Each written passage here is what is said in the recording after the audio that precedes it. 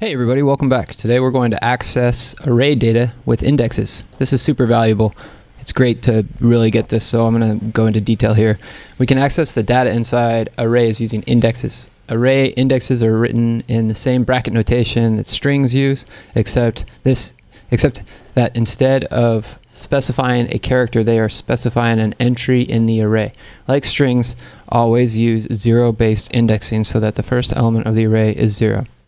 So here 50 is the first element, which is 0, 50. So array at 0 is 50, array at 1 is 60, array at 70 is, or array at 2 is 70, and array at 0 equals 50. That's what they're trying to say here.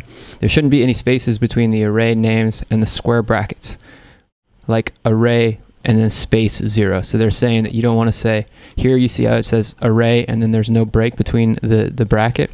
That's what they're saying. If you add a space there, it's going to break. I don't think it'll work. Although JavaScript is able to process this correctly, this may confuse other programmers. Yeah, you don't want to do this. Create a variable named myData. Okay, so it doesn't have my data here, and we want to set it equal to the first value of my array using bracket notation. So my array is here, so we're going to go var my data is equal to my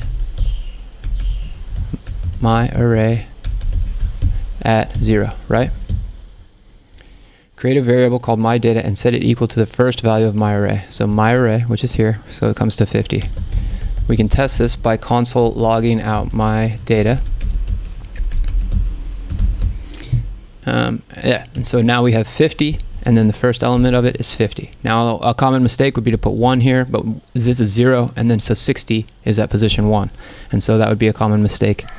I did in a previous video where we used arrays to store arrays. I showed a little bit more about array indexing, so if you go back one video, I think you'll find that one useful. This one's pretty straightforward. Console logging is unimportant, so I'm just going to remove that, and then I'm just going to run the test. And